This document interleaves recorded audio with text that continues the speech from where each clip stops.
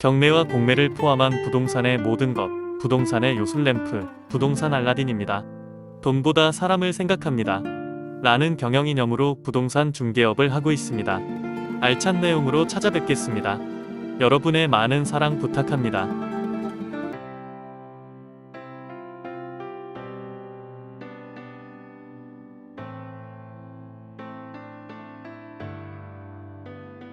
서울 빌라 거래량이 90%가 증발했는데 재개발 가능성이 가시화된 빌라는 가격이 상승 모드입니다.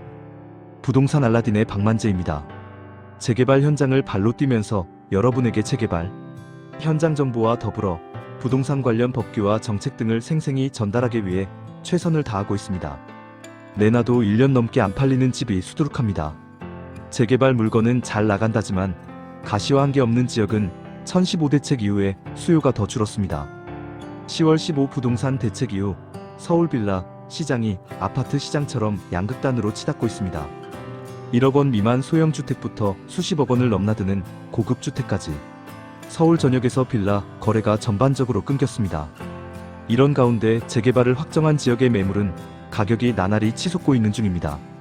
정부의 역대급 대책 발표 한 달 만에 서울 연립주택 시장은 급냉 모드로 돌아섰고 11월 12일 국토교통부 실거래가 공개 시스템에 따르면 대책 발표 직후인 지난달 16일부터 31일까지 약 2주간 서울에서 이뤄진 연립 다세대 매매 계약 건수는 868건으로 같은 달 1일에서 15일까지 1869건보다 53% 줄었습니다. 이달 11월 1일부터 12일까지 이뤄진 거래 건수는 184건으로 더욱 적습니다. 기간별 거래 건수를 1일 거래량으로 환산하면 차이가 더욱 극명합니다. 11월 12일 기준으로 1일 거래 건수는 15.3건이었으며 대책 직전인 10월 1일부터 10월 15일 거래 건수 124.6건과 비교하면 약 10%로 급감하였습니다. 부동산 거래 비수기를 감안하더라도 거래 건수가 너무나 줄었습니다. 지난해인 24년 11월 한 달간 거래량은 2121건으로 일평균 70.7건이었으며 2년 전인 2023년 11월 거래량은 총 1981건을 기록하여 하루에 약 66건의 거래가 성사됐었습니다. 이러한 빌라 거래 절벽 현상은 서울 전역에서 나타날 것으로 예상되며 수십억 원 빌라가 포진한 이태원이나 한남동 지역도 예외가 아닙니다. 빌라는 아파트와 달리 가격 규모가 제각각이라서 회전율이 낮으며 대책 이후 분위기가 더욱 침체가 된 상황입니다.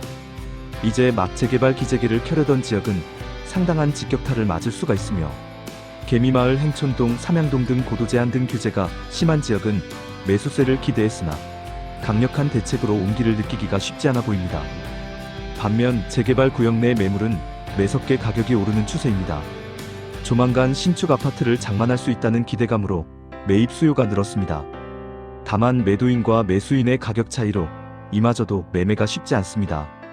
신당 10구역 신대방역세권 등 조합 설립이 완료되어 시공사 선정 단계에 있는 구역 등 속도를 낸 곳은 몰라도 초기 단계에서는 가격의 영향도 있지만 불확실성으로 인해 매매가 성사되기는 더욱 쉽지 않아 보입니다.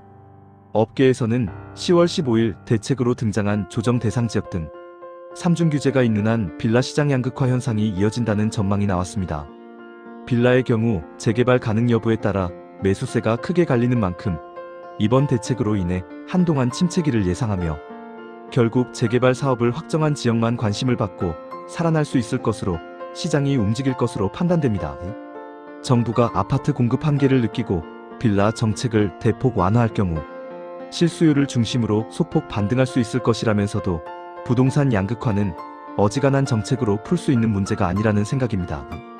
부동산 알라딘에서는 투자자의 자금 능력과 성향 등을 종합적으로 청취한 후 서울 지역의 핵심 권역에서 재개발 가능성이 높은 지역 입지가 우수한 지역, 사업성이 뛰어난 지역 등 재개발과 관련된 제반 문제 등을 다양하게 상담하고 있으며 서울 전 지역의 경매 컨설팅도 진행하고 있습니다.